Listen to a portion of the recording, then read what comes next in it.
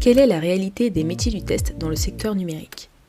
Dans Calisti, je vous propose de vulgariser toutes les questions liées à ces métiers, aussi bien pour les personnes qui démarrent dans le secteur, mais également pour des personnes plus expérimentées, et tout ça avec des invités incroyables qui partagent leur savoir et leurs expériences, parce qu'on gagne forcément à apprendre les uns des autres. Je m'appelle Nankeda, actuellement test lead dans une entreprise du service numérique, et je vous souhaite une excellente écoute.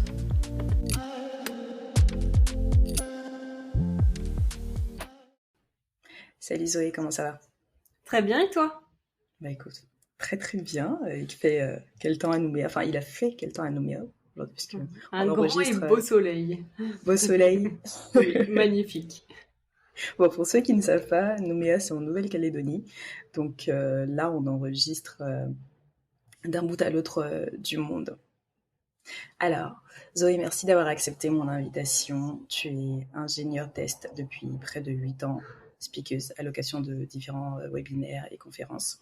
Récemment, tu as participé au lancement de Testum, ou Testeum, Testeum, tout à fait. Qui est une plateforme de crowd-testing conçue par ton entreprise HiTest. À côté de ça, tu te passionnes aussi de botanique. Voilà pour ta présentation. Est-ce que j'ai oublié quelque chose ? Non, c'est très complet. Merci beaucoup de m'avoir invitée. Je suis une grande fan du podcast. J'aime beaucoup et voilà. Avec plaisir. Vraiment, ça me fait plaisir d'avoir quelqu'un qui a écouté beaucoup d'épisodes du podcast, donc qui voit à peu près la direction que j'essaie d'apporter. Alors, première question, c'est quoi ta vision d'un produit de qualité ? Waouh, alors, un produit de qualité.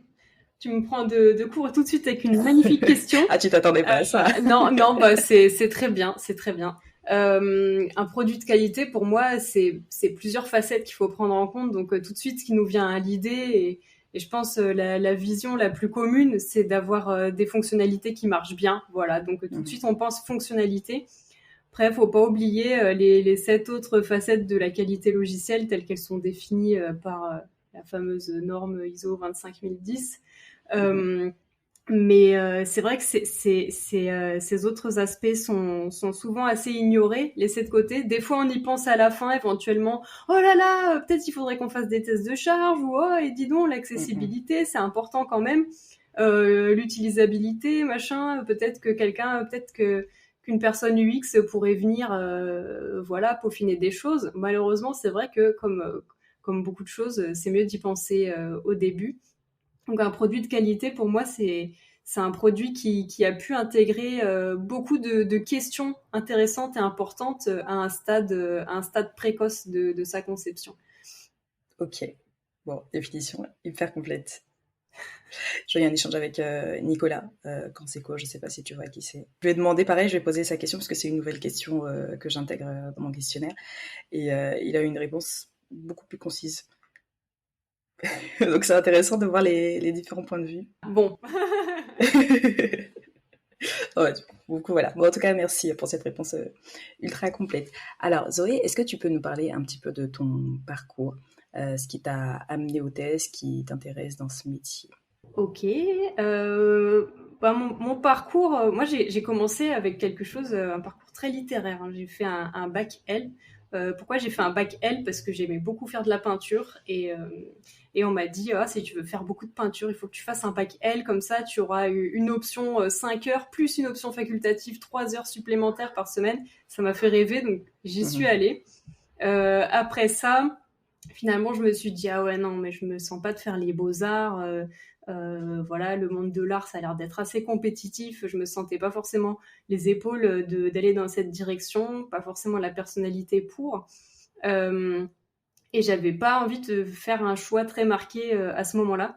Donc j'ai démarré sur une prépa lettres. J'ai fait 3 ans de prépa lettres, ce qui a débouché sur une licence en lettres. Et après ça, j'avais toujours pas forcément d'idée très précise de ce que je voulais faire. J'ai intégré l'ENSIB, qui est l'école historiquement qui forme les bibliothécaires, mais qui a aussi d'autres masters professionnalisants. Et moi, j'ai choisi celui sur l'information scientifique et technique. Donc ça c'était censé déboucher sur des métiers comme documentaliste d'entreprise ou chargé de veille principalement. Mais ce qui m'a le plus intéressé finalement lors de cette formation, c'était un petit module qu'on avait fait sur l'introduction à Perl. Donc, j'ai commencé à développer des petits programmes lors de cette formation. Et je trouvais ça vraiment cool de développer même si c'était vraiment des tout petits trucs, de développer des programmes. Donc, à la maison, j'ai un petit peu approfondi ça. Et en sortant du master finalement, je me suis dit, bon, si je faisais un petit peu le foufou et que je voyais des offres d'emploi dans la technique et essayer de m'infiltrer un peu comme ça. Donc, j'ai vu une offre d'emploi pour du test logiciel. Je me suis dit, tiens, ça a l'air marrant, ça. Bon, vraiment typiquement noob en test. Voilà, j'atterris dans l'entretien d'embauche. Ils m'ont prise à l'entretien. Déjà, ça m'avait étonnée. Et là, je fais l'énorme boulette de ma vie. Parce que la personne qui m'a en entretien d'embauche me dit bon alors, c'est quoi votre vision dans 5 ans? Qu'est-ce que vous voulez faire dans 5 ans? Et là, je réponds moi, dans 5 ans, je me vois bien faire du développement. La personne a écarquillé les yeux. Ah bon, mais en fait, là, c'est un entretien pour du test, de la qualité et tout. Donc, dans 5 ans, tu dois pas du tout faire dans la qualité. Je me rendais pas compte forcément à l'époque que ça pouvait être bizarre de dire ça à quelqu'un qui fait du test. Mais bon, finalement, l'entretien finit par bien se passer. Ils m'ont prise et c'est comme ça que j'ai atterri dans le test. Donc, c'était vraiment, au départ, un peu une expérimentation un peu sinueuse. Et bon, finalement, j'ai bien aimé et je suis restée. Et bon, c'est vrai que 5 ans plus tard, j'étais quand même encore dans le test. Donc, merci à cette personne qui m'a recrutée à l'époque. Contente d'être restée. Absolument, mais je pense rester encore. Tu te souviens du nom de la personne? Oui, Cédric. Bon, bah écoute, Cédric, si jamais tu passes par ici, petit coucou de Zoé. Ça marche. Ok, bah écoute, merci beaucoup pour ta présentation. C'est vrai que le test, on y arrive un peu tous par hasard, tu vois.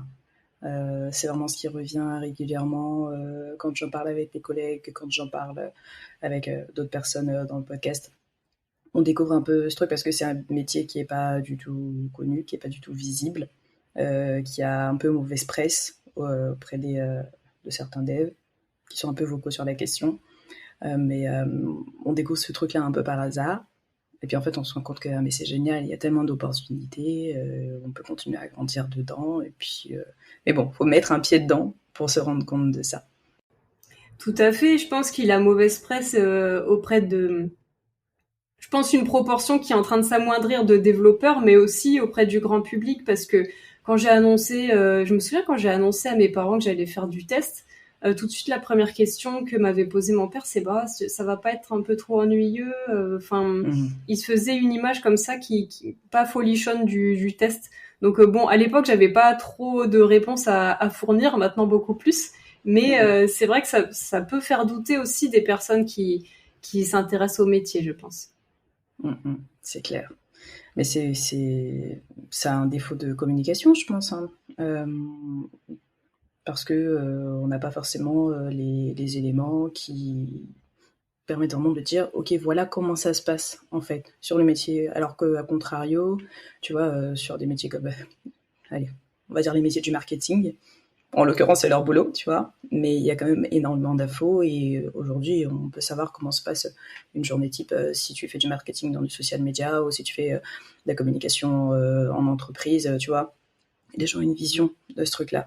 Et là, depuis ces dernières années, développeurs, on sait à peu près comment ça se passe. Mais tu vois, sur le test, t'as rien. Tu vois. Et puis, il y a déjà pas énormément de formations. Il y en a de plus en plus. Mais pareil, du côté universitaire, je crois qu'il y en a une ou deux. Donc, en fait, par défaut, t'as une ignorance, en fait, générale sur le métier. Mais bon, après, c'est le cas pour plein d'autres métiers aussi. Hein. C'est vrai. Je pense que l'écart de connaissances est en train de se résorber petit à petit, mais c'est vrai que ça reste étonnant quand même qu'il y ait si peu de formation initiale. Donc après, bon, l'équilibre se fait autrement avec des formations en entreprise, des POI, etc. Mais ouais, ce serait pas étonnant finalement de voir fleurir quelques formations dédiées dans les prochaines années, même si c'est dur de savoir comment, quoi. Ça va bien. Il y a des gens très intelligents qui vont trouver comment faire ça.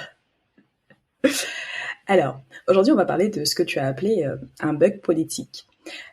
Pour ceux qui n'ont pas participé à la journée française du test logiciel en juin dernier, ça va être l'occasion de découvrir le sujet. Est-ce que tu peux nous le présenter brièvement? Tout à fait. Eh bien, tout à l'heure, on parlait de différents aspects de la qualité logicielle. J'ai évoqué ce fameux chiffre de 8 facettes de la qualité logicielle.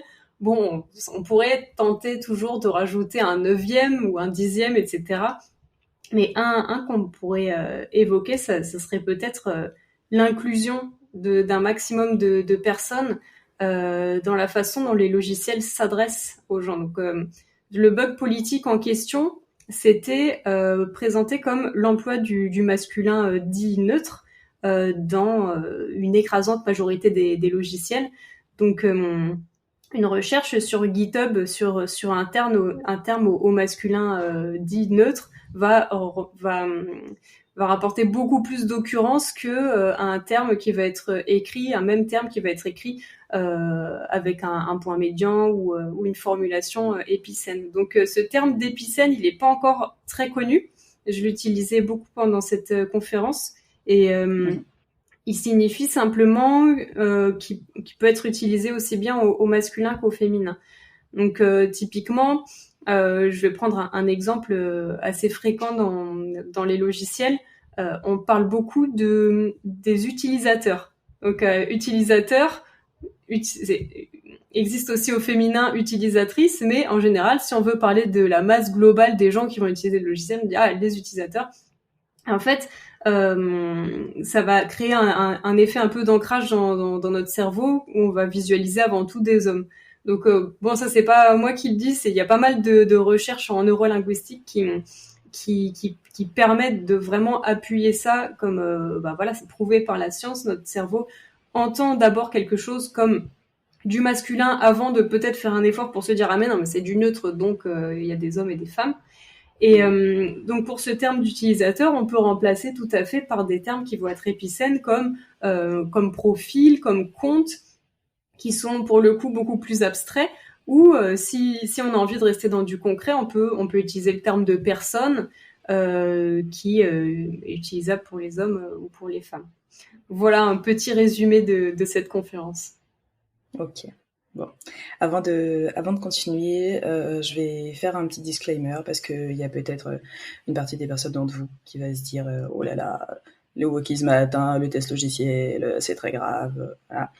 Bon, on est une personne intelligente et juste évitons de tomber dans la caricature. Le terme woke, qui date quand même des années 60, a des origines qui sont très différentes d'une image qui en est donnée aujourd'hui dans les médias grand public. Et ce dont on va parler aujourd'hui est purement factuel et basé sur de la linguistique. Donc, je vous invite à écouter jusqu'au bout pour comprendre ce dont il s'agit et puis en fait comment on peut faire en sorte d'avoir un web qui est meilleur. Tout à fait, je suis d'accord avec toi, c'est un sujet épineux.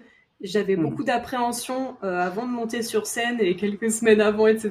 Je me disais, oh là là, je pense que les gens n'auront pas de tomates, mais j'avais peur de me recevoir un peu des questions cinglantes à la fin. Ouais, j'imagine. Finalement, ça s'est très bien passé. J'ai été agréablement surprise de feedback positif qu'il y a eu, et en particulier de la part d'hommes. Mais qui m'ont dit aussi, certains m'ont dit quelque chose qui m'a mis la puce à l'oreille, à savoir t'es pas comme certaines féministes qui nanana, ou t'es pas comme les féministes. Et je pense que pour moi c'est gênant de mettre une connotation négative, mettre une connotation négative à ce terme de féminisme qui devrait être réhabilité, je pense, parce qu'il y a rien de dramatique à ça, et j'ai pas honte de dire que cette intervention s'inscrivait dans une démarche féministe. Voilà. Non, mais c'est important. C'est hyper important de le dire parce que justement, j'allais te demander comment ça avait été reçu à la GFTL parce qu'on est quand même dans un métier qui... Alors, le test, ça dépend où on se situe, mais en général, en informatique, on est dans des métiers qui sont hyper masculins. Donc, Ouais, j'étais curieuse de savoir comment ça avait été reçu et bon, si tu me dis que c'était un retour très positif, tant mieux, j'en suis contente. Mais à un moment donné, si on veut commencer à recruter plus de femmes et en fait avoir un équilibre au niveau des personnes, au niveau des compétences, faut aussi questionner tout ça parce que on questionne pas du tout, enfin, on questionne un petit peu, mais les notions de genre au quotidien, ça passe aussi par ça, en fait, par des événements comme ça. Il faut en parler parce que ça permet de faire un peu bouger les mentalités. Et puis, euh, et puis voilà. Enfin bon, je te laisse continuer. Non, mais tout à fait, je suis d'accord. Et donc je disais que l'accueil avait été globalement positif et de toute façon moins catastrophique que ce que j'avais imaginé. Enfin bon, on se fait toujours un peu des films, je pense à l'approche d'une conférence avec le stress, etc. Il y a quand même eu, bien sûr, des oppositions ou des contradictions à ce que je disais, qui étaient d'ailleurs très, très intéressantes. Donc par exemple, une personne qui disait bon, tu parles d'un bug politique, un bug ne se comprend que par rapport à des spécifications. On pourrait très bien se donner comme spécification les règles de la langue française, et dans ce cas-là, il n'y a pas de bug. Bon. Ce à quoi on pourrait dire que bon, finalement, les spécifications, il y en a toujours plusieurs quand on s'exprime, et le fait de respecter la langue française est une chose, le fait de respecter l'ensemble d'une population en est une autre, et que les deux peuvent très bien se superposer finalement en trouvant un biais. Donc bon, moi je proposais à ce moment-là des formulations épicènes qui soient véritablement neutres. Je pense que peut-être à terme, certaines écritures, certains modes d'écriture inclusive avec des parenthèses ou des points médians ou peu importe, pourront se démocratiser et ne plus être aussi clivantes que maintenant. L'intervention que j'ai faite, elle s'inscrit vraiment dans notre époque de maintenant, 2023, où le point médian est extrêmement clivant, par exemple. Donc c'est pas quelque chose que je conseillais lors de cette intervention. Donc pour représenter ça, j'avais mis un énervomètre, donc tout simplement une flèche qui représente les différentes formes d'écriture inclusive pour prononcer le même propos, en fait. Et tout en haut de l'énervomètre, j'avais mis des néologismes, donc voilà, qui est une pratique qui quand même peut exister, et aussi le fameux point médian, parce que bon, des fois, t'écris un texte, tu mets un point médian, et t'as des gens, ils se fâchent, quoi. Bon. Je comprends, après, il peut y avoir un problème de lisibilité, même s'il y a eu aussi des études qui ont été faites sur la lisibilité des textes avec les points médians, et il n'y a pas eu vraiment de consensus sur le fait que ça gênait vraiment la lecture. Donc, tout ça pour dire que ce sujet est encore d'actualité, et il n'y a pas de véritable adhésion à ces formes d'écriture-là. Donc, pour le moment, voilà, l'écriture, les formulations épicènes, c'était un peu une solution passe-partout qui permet de répondre aux exigences un peu des uns et des autres. J'ai utilisé moi-même le masculin neutre là à l'instant, mais c'est dur de s'en dépêtrer, mais bon, au moins dans les logiciels, il est possible, comme voilà, on est à l'écrit, et puis il est possible de réfléchir à l'avance sur ce qu'on va écrire dans les logiciels, c'est possible d'avoir une action concrète, et ça peut avoir des impacts très positifs. Ok. Alors, j'ai 2 questions qui me viennent. La première, du coup, comment est-ce qu'on peut procéder dans le cycle de vie logiciel? Comment est-ce que ça va se passer? Est-ce qu'on va avoir un cahier des charges qui devra être écrit avec des adjectifs épicènes? Est-ce que derrière, on va avoir un PO qui devra créer des user stories, pareil, de manière avec des adjectifs épicènes, pour que ensuite derrière les développeurs utilisent ça dans leur développement, et qu'ensuite dans le test. Alors, donc voilà ma première question. Et deuxième question, on la posera un peu plus tard. Ça marche. C'est bien comme ça, j'ai pas trop de choses à emmagasiner. Désolée. Pas de souci. Franchement, j'ai pas vraiment de process à préconiser, si ce n'est d'y penser et d'en parler en équipe, que cette problématique soit connue, qu'il y ait éventuellement voilà des discussions qui soient faites. Et je dirais même, si ces discussions n'ont pas lieu, c'est peut-être même pas si grave, tant qu'il y a au moins une personne qui veille à, à établir que ça ait lieu à un moment donné. Donc je vais donner un exemple vécu. Ça m'est déjà arrivé plusieurs fois d'envoyer des pull requests ou des merge requests en fonction de l'outil pour changer les fichiers d'internationalisation en mettant des formulations épicènes. Hop, la merge request passe, il n'y a même pas de discussion des fois. Donc voilà. Alors attends, est-ce que tu peux expliquer rapidement ce qu'est une merge request, parce que moi je vois très bien ce que c'est, mais il y a des personnes qui vont dire mais de quoi elle parle et qui ne savent absolument pas ce que c'est GitHub par exemple.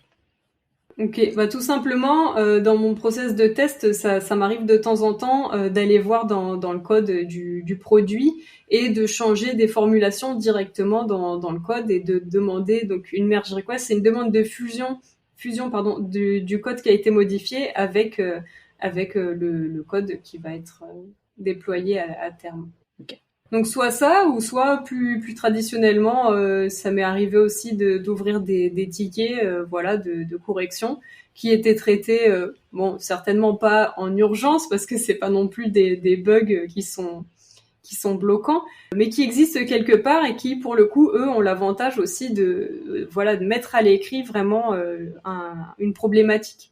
Donc entre ces deux solutions, j'ai pas vraiment de préférence. Et puis aussi, ça va dépendre vraiment des projets, des personnes avec qui on travaille, etc. C'est sûr, il y a des projets où tu peux pas venir comme ça faire des petites merge requests. Il y a même des contextes où les profils de QA n'ont pas du tout accès ni en lecture, enfin peut-être en lecture, mais pas en écriture au projet. Donc à s'adapter et puis voir ce qu'on peut faire à notre petite échelle. Aussi, il y avait une question du public le jour même qui était combien ça coûte. Mais vraiment là, je dirais que le prix de ça, le coût de l'épicénisation, si on peut le dire comme ça, est dérisoire parce qu'il s'agit que de texte. Oui. Après, oui, il peut exister des gros logiciels avec beaucoup de texte, mais je pense qu'à aucun moment des personnes vont s'offusquer de dire là c'est épicène et là ça ne l'est pas. C'est des démarches qui peuvent être progressives. C'est des démarches auxquelles on peut penser dès le début de préférence, mais si c'est pensé vers la fin ou ce faisant, c'est pas un gros problème non plus, quoi. Tant qu'on est sur la démarche d'inclure les femmes un peu mieux. Alors, pour le coup, sur la notion de coût, je me pose quand même la question des fonctions et des variables qu'il faudra changer et qui appellent d'autres fonctions et qui appellent d'autres variables derrière. Ça va avoir un coût quand même. Parce que, tu vois, on sait très bien que si tu changes le stress qu'un seul mot en rajoutant un S ou en retirant un S, ça peut faire péter tout ton code. Donc pour moi, il y a quand même, des notions de coût. Il y a des outils de refacto qui permettent de faire ça très bien. Après, bon, c'est sûr, tout ce qui est du côté du code, c'est bien que ce soit harmonisé avec ce qu'on montre côté front. Mais encore une fois, bon, ça arrive très bien aussi des fois que ce soit écrit en anglais dans le code ou en franglais et que ça n'ait pas tout à fait la même apparence. Bon, voilà, dans un monde parfait, il faudrait que tout soit aligné. Après, je pense qu'il y a toujours une petite marge de manœuvre ou de progression qui peut se mettre en place. Ok, ça marche. J'aime faire un peu l'avocate du diable. Pourquoi est-ce qu'on garderait pas le système actuel ? Parce qu'on peut se dire que non, mais ça marche très bien comme ça, il n'y a pas besoin de tout changer. Alors pourquoi est-ce qu'on devrait évoluer dans ce sens alors qu'on a un système qui fonctionne à peu près ? Oui, c'est vrai, il fonctionne, c'est-à-dire que dans la compréhension, utiliser le masculin neutre, ça fonctionne effectivement dans la plupart des cas. Après, il y a quand même des ambiguïtés.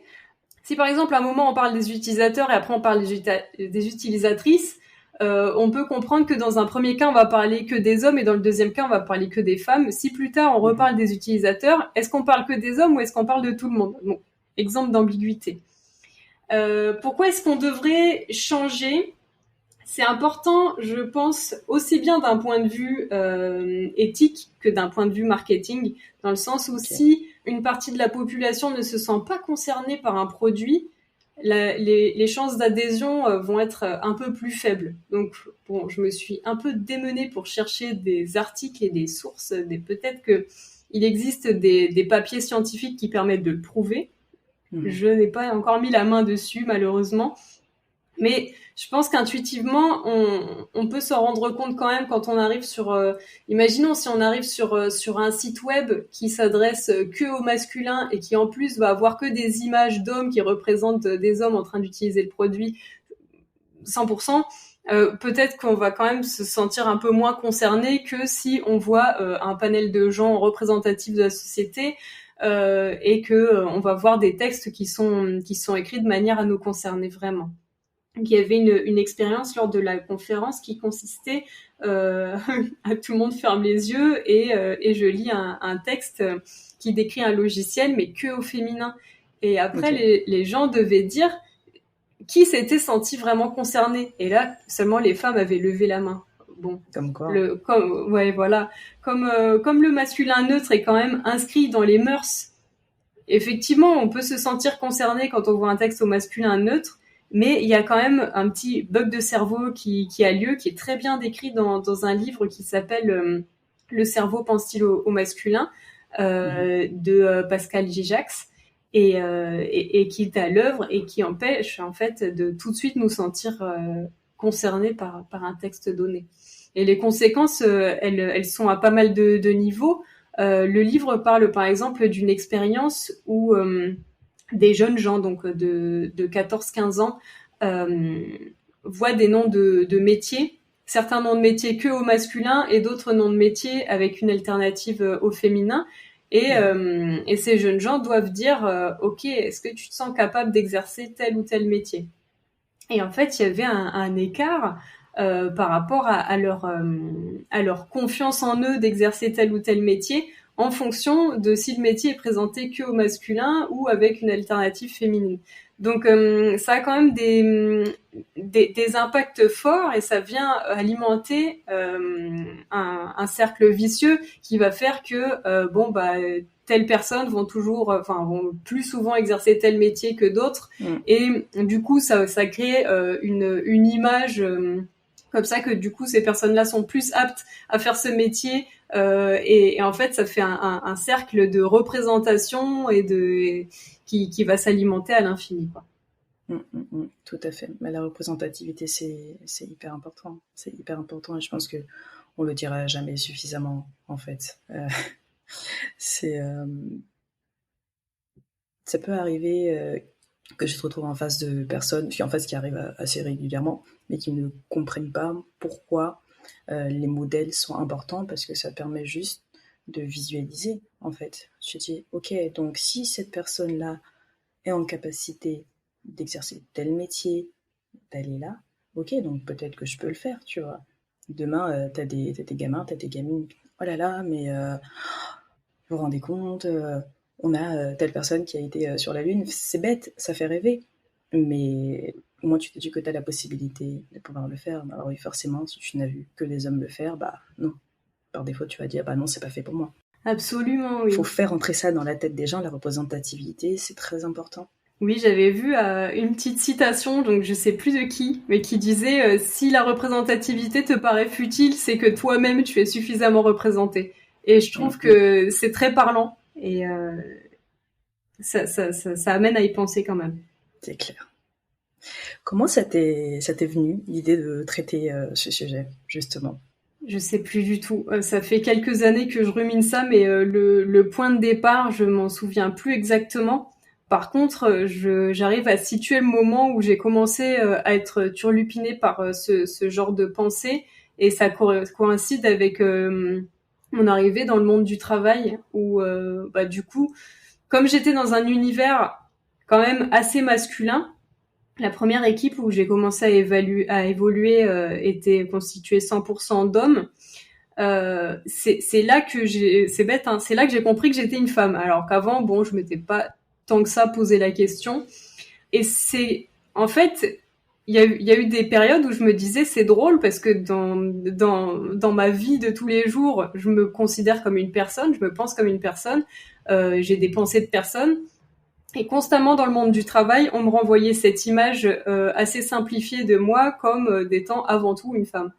Et bon, c'est vrai que par contraste, c'est vrai que c'est quelque chose qui saute aux yeux. Tu vois avant tout cette différence-là quand tu entres dans une pièce et que bon, t'as qu'une seule femme, voilà, tu y fais attention. Mais c'est vrai que ça se fait au détriment de beaucoup d'autres choses et c'est une expérience assez troublante et désagréable de se voir réduire à une si petite facette en fait de son identité, quoi. Et c'est vrai que par exemple, quand on est entouré d'une population beaucoup plus diversifiée, aussi bien en sexe qu'en âge qu'en origine, etc. Bah c'est là finalement où on peut voir sa personnalité s'épanouir pleinement. Et c'est pour ça, je pense que plus une équipe, quelle qu'elle soit, hein, mais informatique en particulier, est diverse sur tout point de vue, et plus ça va être intéressant de travailler ensemble, de par cette diversité de profils, mais aussi ça va permettre une plus grande empathie envers les personnes qui vont utiliser le produit. Parce que finalement, on est comme un mini-monde, et plus ce mini-monde se rapproche du grand monde des gens qui vont utiliser le produit, et plus ça va être possible d'avoir une approche percutante et alignée. Tout à fait. Et puis c'est même des questions de sécurité au final, parce que là, avec l'explosion de l'IA, on entend de plus en plus parler, c'est des cas un peu extrêmes où en fait, tu as des IA qui reconnaissent, en l'occurrence, bon, ça se passe aux États-Unis, ils en rapporteraient, voilà. T'as des IA qui vont, pour ceux qui n'ont pas entendu parler de ça, hein, qui vont reconnaître en fait des personnes comme étant les auteurs de certains crimes, et en fait, systématiquement, ils vont reconnaître des personnes noires, systématiquement. Et en fait, ça, pour le coup, c'est un défaut, parce que derrière, les personnes qui auront construit ces IA ont des... comment ça s'appelle ? J'allais dire des prérequis. Des biais ? Merci. Ont des biais cognitifs, parce que en fait, dans leur environnement de tous les jours, aux États-Unis, ce sont les personnes noires qui commettent des crimes. Donc en fait, sans le savoir, hein, même machinalement, elles vont construire des outils qui du coup vont penser comme elles, qui vont penser comme l'homme, et derrière, on va avoir tous les problèmes qui vont en découdre. Bon, en France, on n'en est pas encore à ce niveau-là, mais comme on suit généralement les États-Unis dans tout ce qu'ils font, c'est pour ça, enfin, c'est très important. Plus on a de diversité et plus effectivement on a des points de vue qui sont différents, on a des expériences qui sont différentes, et justement on arrive à construire des choses qui sont objectives et qui correspondent pour le coup vraiment plus ou moins à tout le monde, quoi. Ouais. C'est fort bien résumé. C'est vrai qu'avec l'explosion de l'intelligence artificielle, on peut voir des fois des tendances qui sont un peu troublantes de personnes qui voilà, vont faire une confiance démesurée envers ce que peut dire ChatGPT par exemple, ou ça peut être n'importe quel autre, mais de poser une question et en fonction de ce que répond l'intelligence artificielle, dire ah bah tu vois ça c'est voilà du coup c'est vrai. Mais bon, il y a pas mal de limites à ça. Sur le blog iTest, on avait posté récemment un article sur une battle d'IA, donc ChatGPT et contre Bard, pour voir lequel était le plus buggé.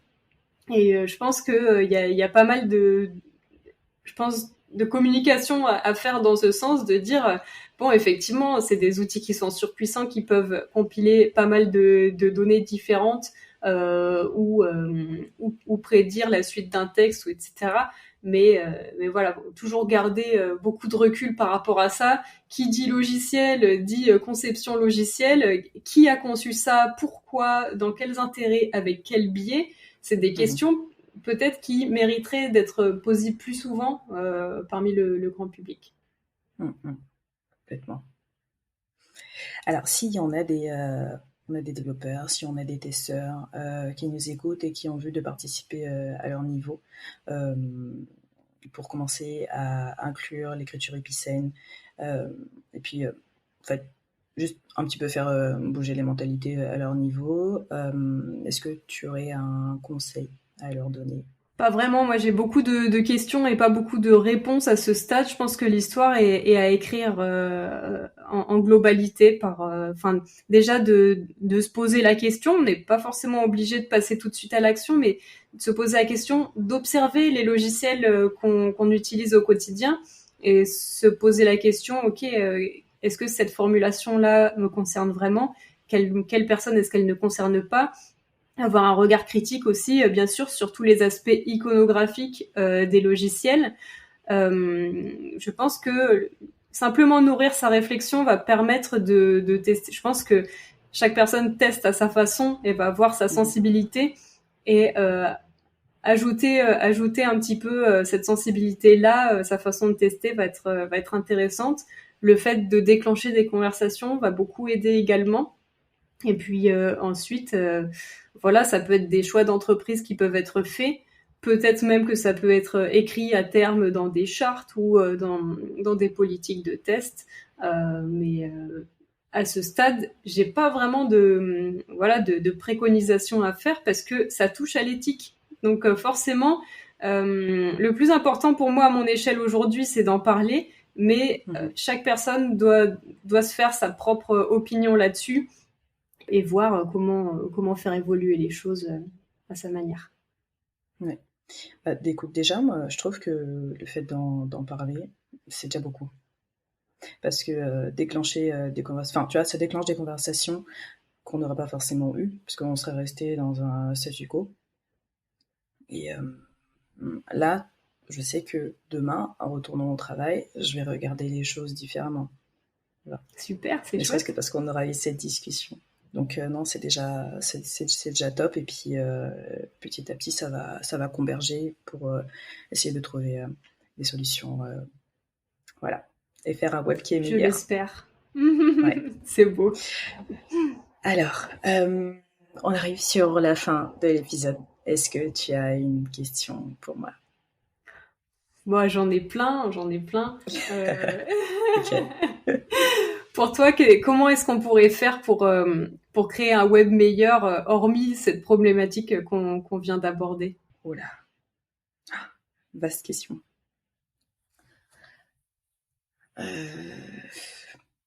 Franchement, je suis un peu convaincue que les êtres humains vont toujours chercher un extrême, ils vont chercher le vice, tu vois. Parce que on le voit dans notre métier, on va tester les cas qui sont complètement, tu vois. Et je pense que même si, tu vois, demain, on arrive à trouver... Alors, ça répond pas à tes questions, effectivement.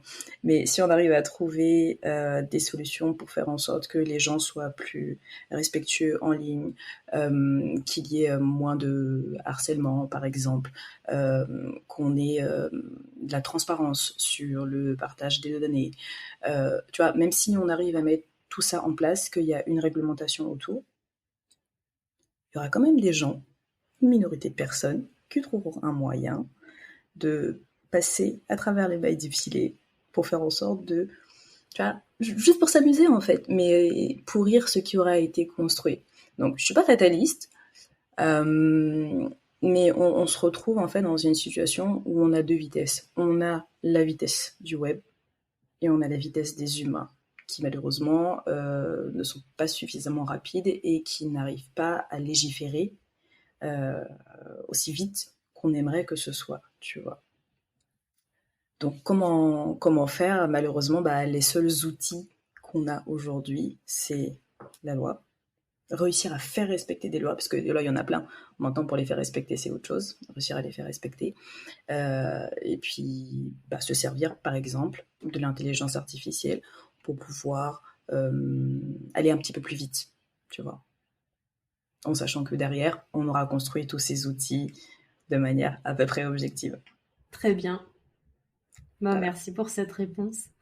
J'ai d'autres questions, mais je vais peut-être pas toutes te les poser. Non, vas-y. Tu peux en poser une deuxième si tu veux. Bon, tu fais un travail phénoménal depuis des mois sur ce podcast, donc je suis éblouie et impressionnée par la fréquence et la qualité des épisodes. Un épisode par semaine jusqu'à présent, voilà, c'est quand même assez ouf. Je voulais savoir, voilà, si tu pouvais parler des étapes pour créer tes épisodes. Enfin, parce que je pense qu'il y a ce qu'on voit, il y a ce qu'on entend, et il y a pas mal de petites choses qu'on voit pas, qui sont un petit peu sous l'iceberg et qui quand même doivent te prendre un temps fou, quoi. Ouais, ça me prend pas mal de temps, je vais pas te mentir. Alors, ma technique, je fais du time blocking. En fait, tu vois, j'ai un agenda qui est ultra, ultra plein, ultra cadré. Et tu vois, du lundi au vendredi, de 9h à 18h30, je suis au travail, ok, ça bouge pas. Sauf que je vais travailler sur site. Donc, le matin, quand je suis dans le transport, je réfléchis à mes idées, quel sujet pourrait être intéressé, j'en profite pour faire mes recherches, je me balade sur les réseaux sociaux. C'est le seul moment aussi où je peux lire, donc voilà, selon les jours, et je fais tout ça. Le soir, quand je rentre, sur le retour, j'écoute beaucoup de podcasts, donc en fait, ça va me donner aussi des idées. Donc, tout le côté inspiration, ça se passe à ce moment-là. Les enregistrements, j'essaie de les caler en semaine, en fin de journée. Donc, pour les jours où je sais que je vais avoir un enregistrement, je reste en télétravail. Comme ça, je termine ma journée, hop, je ferme tout. Ensuite, je bascule sur l'enregistrement.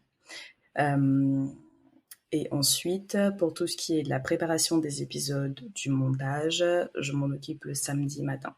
Donc, le samedi, je me réveille généralement, pareil qu'en semaine. De toute façon, le cerveau est habitué, on se réveille, tu vois, sans réveil.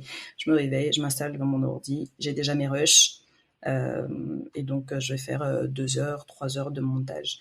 La clé, en fait, c'est d'avoir au moins une semaine d'avance dans les épisodes, parce que du coup, même si tu as des trucs qui bougent dans ton agenda, tu peux t'adapter et puis tu peux réussir à sortir un épisode.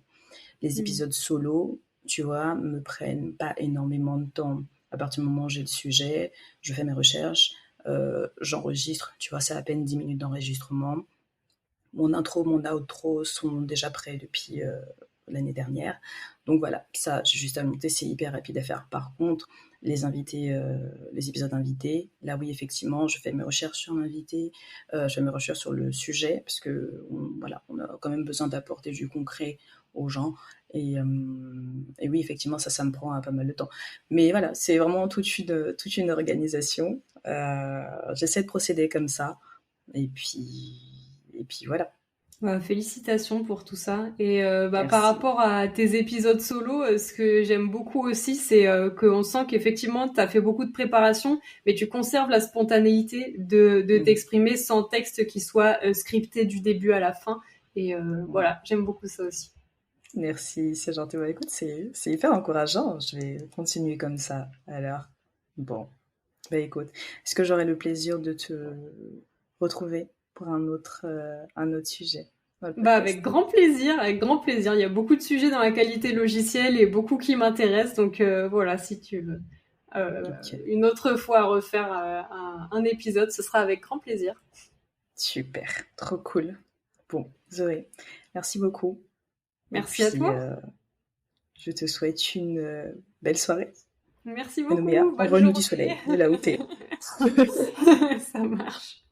Si vous avez aimé ce que vous avez entendu, parlez-en autour de vous. C'est le bouche à oreille qui permet de faire connaître un podcast. C'est un métier qui mérite d'avoir plus de visibilité, selon moi, et vous pouvez m'aider justement à le faire connaître. N'oubliez pas de vous abonner au podcast et laissez-moi une petite note sur Apple Podcast, 5 sur 5 de préférence. Et puis, on se retrouve la semaine prochaine et d'ici là, portez-vous bien.